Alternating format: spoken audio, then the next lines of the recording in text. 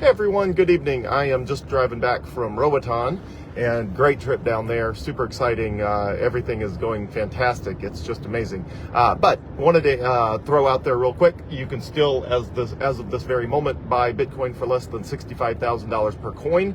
It feels like the days are very numbered that will still be possible. Typically, the best possible performance that Bitcoin has ever had in its entire history has been in the years of the halving between about now and November of the following year. So if history is any guide, and there's no guarantee that history is a guide, but if history is any guide, the next 16 months, 6 months, which is August of the halving year, which is 2024. Obviously, it was 2012, then 2016, then 2020, and now 2024. From the some midpoint of the halving year through November of the following year has been the highest performing period for Bitcoin in history, each of those 4-year cycles. So if you're doing what I'm doing, I've got every single penny I can possibly find or scrap together in Bitcoin right now. And certainly I do not intend to time the market or anything, but it's a fantastic time to be in Bitcoin the next 16 months. Also, completely independent of the halving cycles and anything else, the news on Bitcoin is just incredibly positive on numerous fronts. And all of the negative news is all short-term stuff. So right now the price is down because the U.S. government, who owns about 1% of the Bitcoin, mostly from stuff they seized Bitcoin like 10 or 11 years ago, due to various, dark web marketplaces and stuff that had gotten a hold of it early on, but that's been like a decade. Anyway, but from way back, the U.S. government still owns a fair amount of Bitcoin that they've been auctioning off, or they've just been dumping on the market periodically, and they haven't done that in a while. But after Donald Trump and Robert F. Kennedy Jr. both announced that they want to take the existing Bitcoin that the U.S. government has and turn it into a strategic Bitcoin reserve, after those two presidential candidates announced that they wanted to do that, Joe Biden or Kamala Harris or whoever's in charge in Washington these days decided to move $2 billion from one address to another address of Bitcoin. And so, of course, every time they move money, people freak out and they're like, oh no, they're about to sell it. Well, first of all, the fact that you move Bitcoin doesn't mean you're about to sell it. There's no guarantee that those two things are correlated. And secondly, so what? You can't sell the same Bitcoin twice. So there's all this positive news all over the world about the adoption of Bitcoin, the embrace of Bitcoin, all of the amazing things happening in the Bitcoin ecosystem. And the only news that is dragging down the price of Bitcoin is all short-term news that by definition has to be time limited.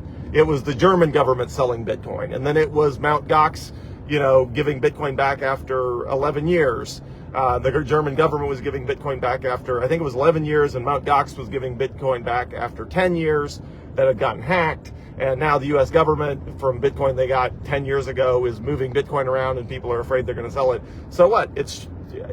Even if they do, you can't sell the same $2 billion of Bitcoin twice. So what? The U.S. government will have less Bitcoin. So when all of the news stories that are positive are long range and sustainable, and all of the news stories that are negative are short-term things that will be done in a series of days or weeks, it just seems to make all the sense in the world to me to accumulate as much Bitcoin as conceivably possible, because all of the long-range news is positive, and the only thing that's temporarily suppressing the price down in the mid-60,000s is short-range news that will fall by the wayside shortly. So the next 16 months between now, August of 2024, and November of 2025, so 16 months, a year and 4 months, should be the most exciting time of Bitcoin that we've had in 4 years. But we'll find out. That's my prediction. That's always been the case historically, but obviously the history is not a guaranteed predictor. So if you're wondering, is now a good time to buy Bitcoin? The answer is I would buy as much Bitcoin as I could possibly get my hands on at these prices. And that is exactly what I have done, which is why I have, for liquid assets, I have 96%, 96. I have 96% of my liquid assets in Bitcoin right here today. And the other 4% for various reasons is not elegantly put in Bitcoin, or it would wipe out the tiny little reserve funds I have that will keep me from having to sell Bitcoin if it's, price dips and I need some for something for my family or something. So I'm at 96%, and that's the number that feels good at $65,000 per coin. And that's basically as high as I can push my number with a wife and 4 kids. If I did not have a wife and 4 kids, I would just go all in at 100%. I would not even have a reserve of US dollars, because I just would feel my risk tolerance can handle 100% Bitcoin exposure. And I'd feel great about it. I mean, literally, if I was not responsible for a family, I would have zero liquid assets other than Bitcoin, like zero, which would mean my entire net worth would be, private company stock like Prospera and Bitcoin. That's it. That's all I would have. So anyway, hope this helps. Now's a great time to buy Bitcoin, and let me know if I can help you in any way. Always feel free to reach out on Messenger. Just make sure you're communicating with the real me and not a fake account.